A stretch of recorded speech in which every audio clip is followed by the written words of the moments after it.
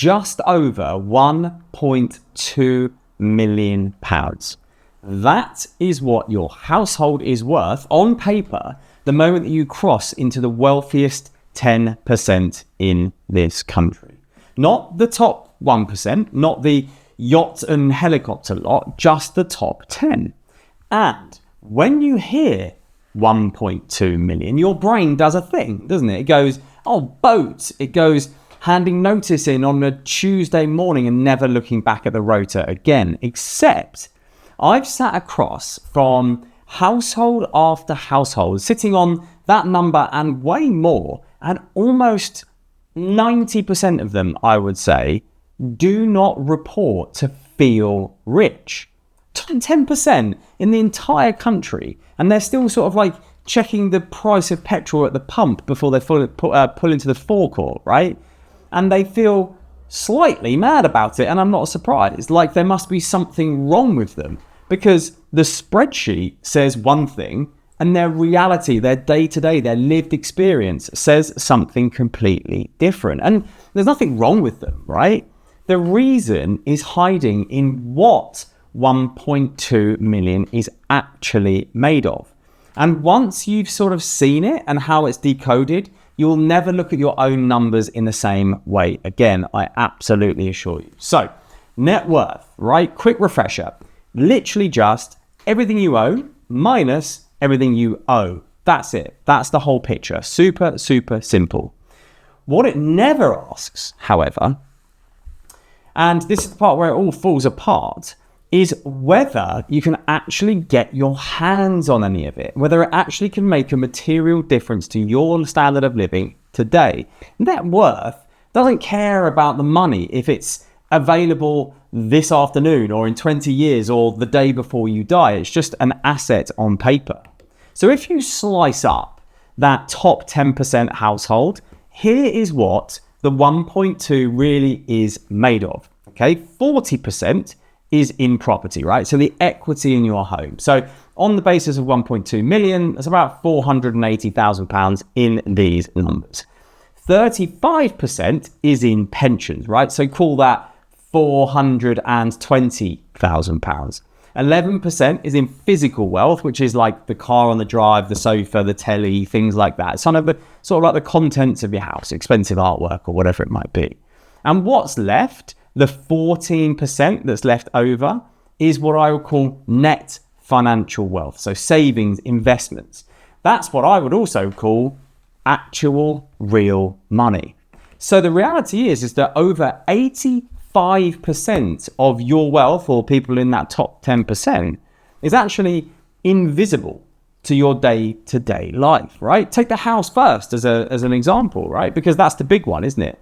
Your home is a brilliant asset, right? I'm not suggesting that it's a bad asset. It's a great one. But it's also not money, right? It's not liquid money. It's a roof over your head. You can't hand a cashier a brick and ask for your weekly shop in return. And yes, okay, look, you could sell up and downsize. People do that. We see that a lot. But you're then moving house, paying the stamp duty, paying the fees, and living somewhere smaller for the rest of your life, which is a fairly heavy price to pay for getting at money that you supposedly already own on paper. Until you do that process, the £480,000 on paper does nothing for you on like a Tuesday morning, right? It doesn't do anything at all.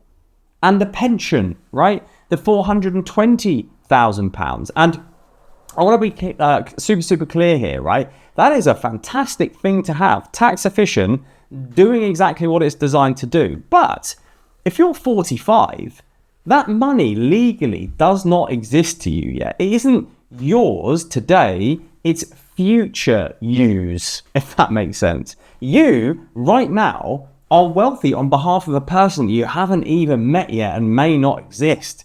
And listen, if you've watched this channel many times before, you'll know how much I sing the praises of pensions, right? But the truth is that you could have £1 million in your pension at age 40 or 45, and you won't feel any wealthier today. You just won't.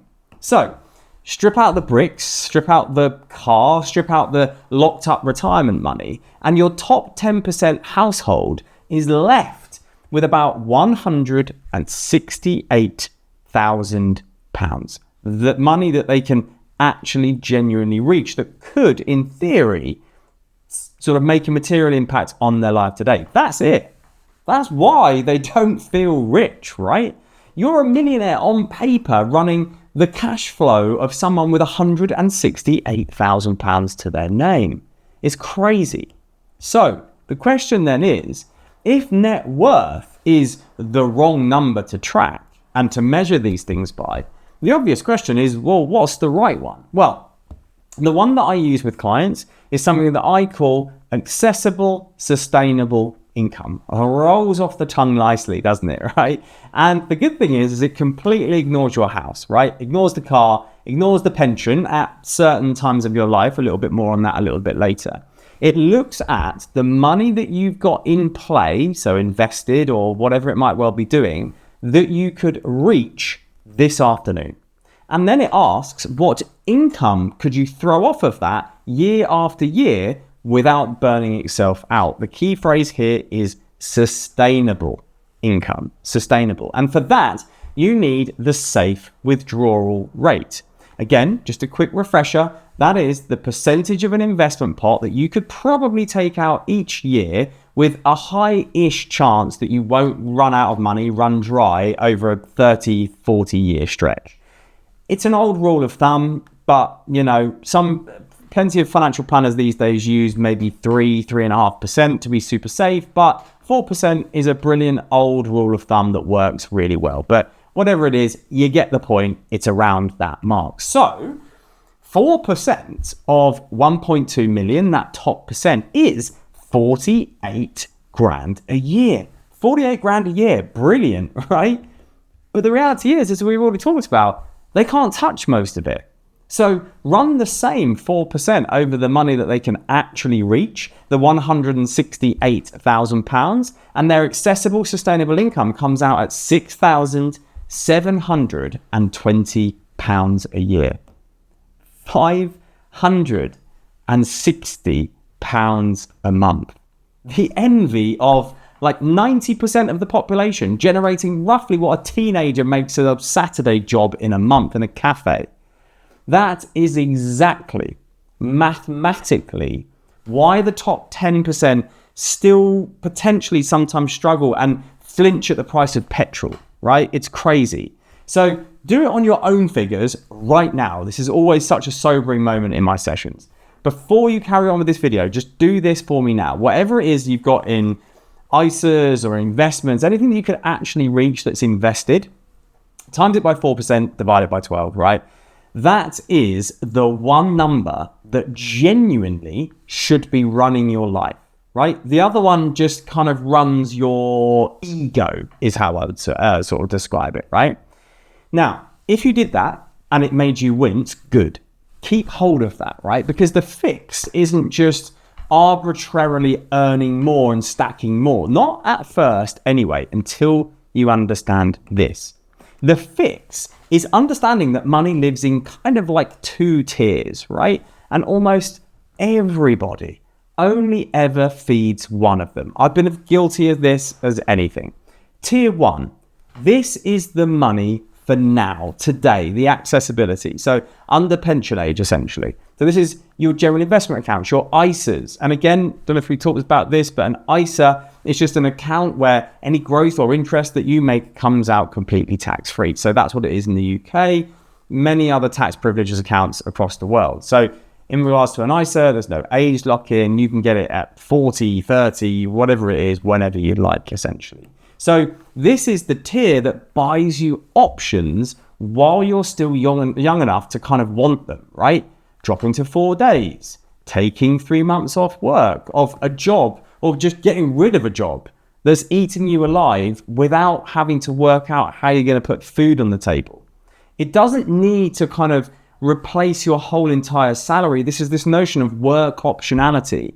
It just needs to be big enough so that you can breathe, right? That is the key reference of tier 1. Tier 2 is the money for later, right? Your pension, things like that. The government hands you serious tax relief to put money into there for later. Of course, the catch is the lockup. We've talked about it. You can't touch it until you're 55 at the earliest. And that is, of course, set to rise to 57 in April 2028, which makes it a freezer, right? It's real food. It's genuinely yours. It's just not dinner that you're going to have tonight. It's locked up in the freezer. And that trap, I see this absolutely constantly in my one-to-one sessions. It's people spending 20 years of their working life filling the freezer, right? Overpaying the mortgage, paying into pensions when the fridge sits completely empty.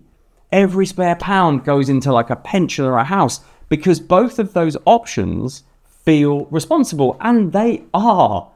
They're just completely out of reach. They are in the freezer, not in the fridge with food that you can eat today.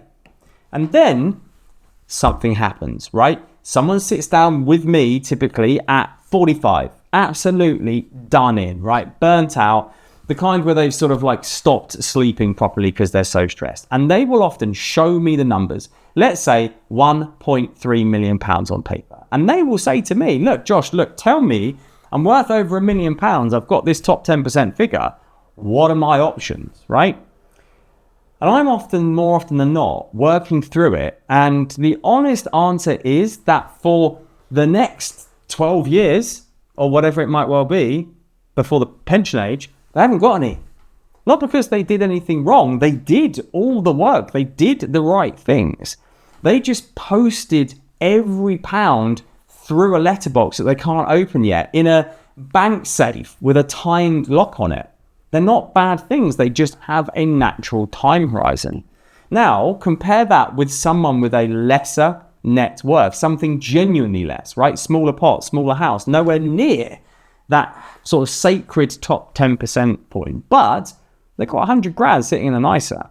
And when the same burnout, that same stress arrives on the same Tuesday morning that they just cannot be bothered to do it anymore, they can take 6 months off. They can go and find something better. They can come back a completely different person. Not necessarily what you necessarily want to use that money for, but you can. On paper, that guy is the poorer one. But in the week that actually matters, they're free. And the millionaire isn't. It makes such a big difference. That conversation at 45 is a horrible one to have. It's also avoidable. And avoiding it happens quietly in your 30s, in your early 40s, by feeding the fridge as well as the freezer. So here is what I would do right now, tonight. Stop calculating your net worth. I just don't think it has any real utility or any merit. It's an ego metric.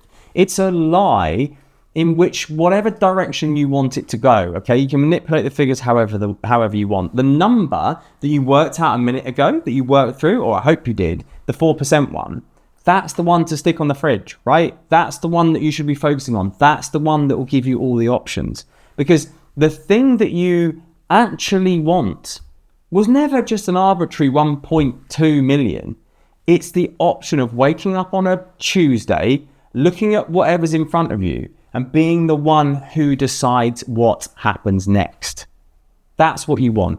You don't just want a high net worth on paper. So let's get on with it, shall we? You should watch this video here next, because a huge part of all of this is actually working out when that 4% withdrawal number is actually big enough for you to be work optional or even fully retire. I go through everything in detail in this video here. So give it a click and I will see you there.